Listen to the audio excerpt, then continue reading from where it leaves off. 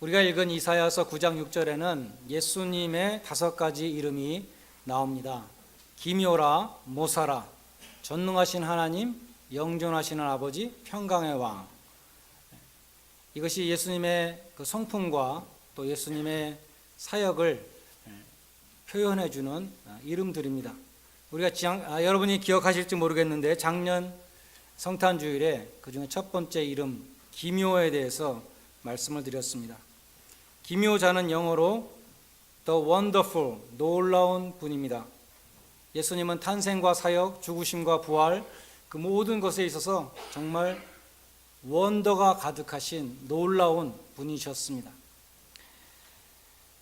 오늘 두 번째 이름을 우리가 상고하고자 하는데 두 번째 이름은 무엇입니까?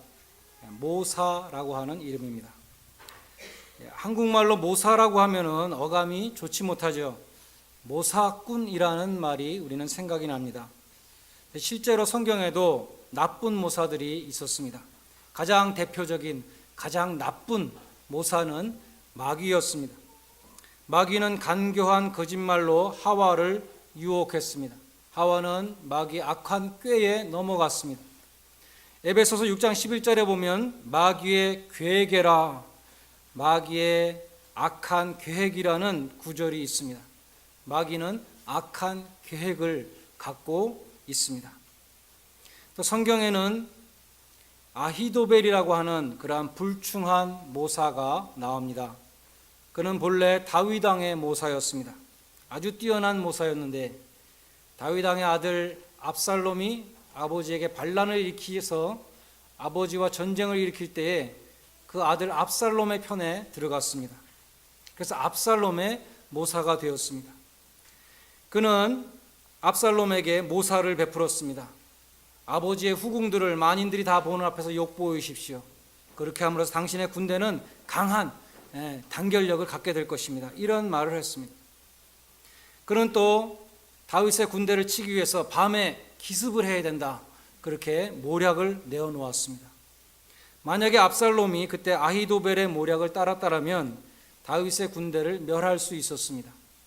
그런데 압살롬은 그 아히도벨의 모략을 따르지 않고 다윗의 친구로서 압살롬 밑에 스파이처럼 들어와 있었던 후세라는 사람이 있었는데 후세의 모략을 따랐습니다.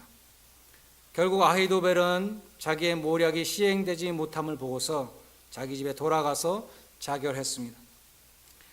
영어 성경에 보면 이 모사라는 말은 영어로는 카운셀러입니다. 영어로 보면 아주 좋은 뜻이죠. 예수님은 마귀처럼 그런 악한 카운셀러가 아니고 선한 카운셀러이십니다. 또 아히도벨처럼 그런 불충한 자기의 주군을 배신하는 그러한 카운셀러가 아니라 끝까지 믿음을 지켜주시는 신실한 카운셀러이십니다. 그리고 성경에 말씀하는 예수님은 체휼하시는 마음을 부어주시는 그러한 카운셀러이십니다. 히브리서 4장 15절에 보면 우리에게 있는 대제사장은 우리의 연약함을 체휼치 아니하는 자가 아니요 모든 일에 우리와 한결같이 시험을 받은 자로되 죄는 없으시니라, 그런 말씀이 있습니다. 예수님은 우리의 연약함을 다 경험하셨습니다. 그래서 우리의 그 받는 시험과 우리가 당하는 어려움과 좌절과 이런 것을 예수님이 체험하셨기 때문에 아신다는 것입니다. 그리고 동정하신다는 것입니다. 계속해서 4장 16절은 말씀합니다. 그러므로 우리가 긍휼하심을 입고 때를 따라 돕는 은혜를 얻기 위해서 은혜의 보좌 앞에 나갈 것이니라 말씀합니다. 예수님은 우리를 이해하십니다. 뿐만 아니라 도와주시고자 하는 마음이 있으십니다. 예수님은 지혜가 한이 없으실 뿐만 아니라 우리를 이해하시고 도우시는 카운셀러시라는 것입니다. 그런데 영어 성경에 보면은 카운셀러로 번역되는 중요한 단어가 또 하나 있습니다. 그것은 헬라어로 파라클레이토스라는 단어입니다. 이 단어가 요한복음 14장 16절에서는 보혜사로 번역되었습니다. 성령님을 가리키죠. 요한 1서 2장 1절에서는 대언자라고 번역되었습니다. 예수 그리스도를 가리킵니다. 그래서 이 파라클레이토스가 같은 단어지만 요한복음에서는 성령님을 가리켰고 요한일서에서는 예수님을 가르쳤습니다. 예수님도 보혜사이시고 성령님도 보혜사이신 것을 우리는 알 수 있습니다. 그래서 예수님은 요한복음 14장 16절에서 이렇게 말씀했습니다. 내가 아버지께 구하겠으니 아버지께서 또 다른 보혜사를, 나 말고 또 다른 보혜사를 너희에게 보내사 너희와 영원히 함께 있게 하실 것이다. 이렇게 말씀했습니다. 파라클레이토스라는 것은 문자적으로 곁에 부르심을 받은 자라는 뜻입니다. 파라라는 것은 곁에를 뜻하고 클레이토스는 콜드, 부르심 받았다는 것입니다. 곁에 부름받아 오신 분, 그런 뜻입니다.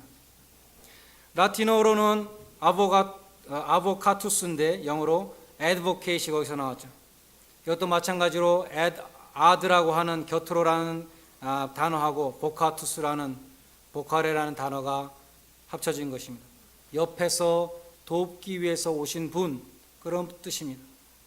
그러므로 우리말에 보혜사라고 번역된 이 파라클레이토스는 문자적으로 옆에서 도우시는 분, 카운셀러이십니다. 예수님은 제자들 곁에 늘 계셨습니다.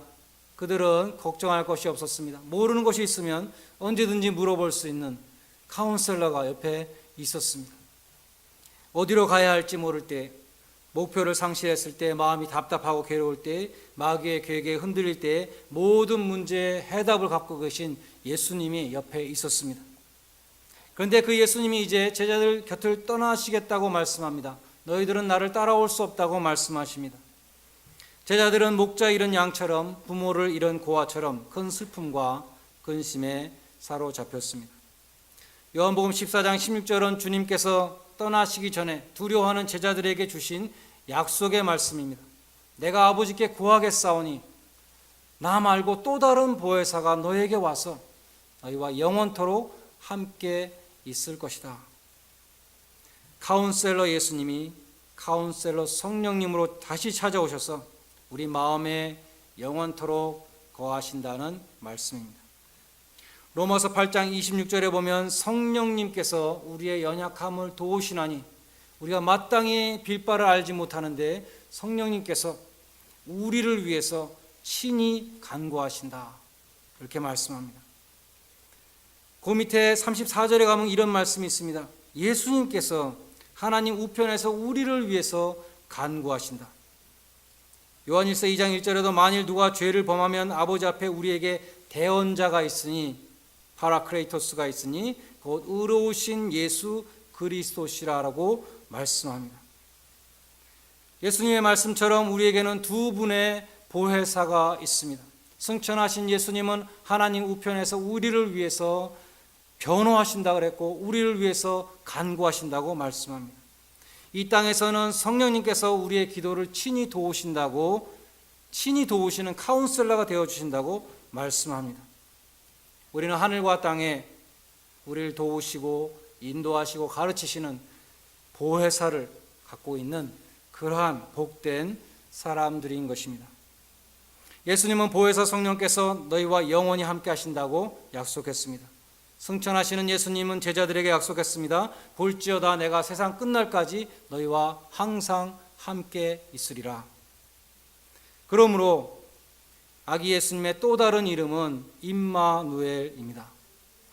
이사야가 5가지 이름을 말했는데 9장 6절에서 7장 14절에서 또 다른 이름을 말했습니다. 보라 처녀가 잉타하여 아들을 낳을 것이요 그 이름을 임마누엘이라 하리라. 임마누엘을 해석하면 하나님이 우리와 함께 계시다, 그런 뜻입니다. 이사야가 아기 예수님의 탄생을 예언하면서 그 이름을 임마누엘이라고 그랬습니다. 예수님의 탄생은 하나님이 우리와 함께 하심을 보여주시는 사건이었기 때문입니다. 예수님이 육신을 입고 이 세상에 오셨고 임마누엘로 이 세상에 오셨습니다. 그것이 성탄의 메시지입니다. 그러나 예수님께서는 내가 떠난 다음에도 너희에게 또 다른 카운셀러가 오셔서 너희와 영원히 함께 할 것이다. 세상 끝날까지 함께 할 것이다. 그렇게 말씀하셨습니다. 이사야서 43장은 말씀합니다. 너희가 물 가운데로 지날 때 내가 너와 함께 할 것이라. 강을 건널 때 강물이 너희를 침몰치 못할 것이며 불 가운데 지날 때에 사르지 못하고 불길이 너희를 타지 못하게 할 것이라고 말씀합니다. 나는 너희 하나님이 되고 이스라엘의 거룩한 자요 너희의 구원자가 되기 때문이라고 말씀합니다. 주님께서는 특별히 우리가 어려움 가운데 처해 있을 때에, 역경 가운데 있을 때에 함께 하십니다. 그러므로 우리는 낭망하지 말아야 할 것입니다. 주님께서 분명히 약속하셨습니다. 내가 너희를 고아와 같이 버려두지 않고 너희에게 오리라. 너희가 세상에서는 환난을 당하나 담대하라. 내가 세상을 이기었노라. 이 세상은 죄악이 많고 이 세상에는 어려움이 많습니다. 그러나 역경 가운데 낙심치 않고 우리의 용기를 얻을 수 있는 것은 이 성탄의 메시지, 임마누엘로 오신 예수님, 우리에게 카운셀러가 되시는 예수님, 그 예수님이 우리와 함께 하시기 때문인 것입니다. 하늘과 땅에서 나를 도우시는 임마누엘의 주님이 나와 항상 함께 하신다는 그 위대한 신앙 고백이 이 성탄 주일에 저와 여러분에게 있기를 주님의 이름으로 간절히 축원드립니다.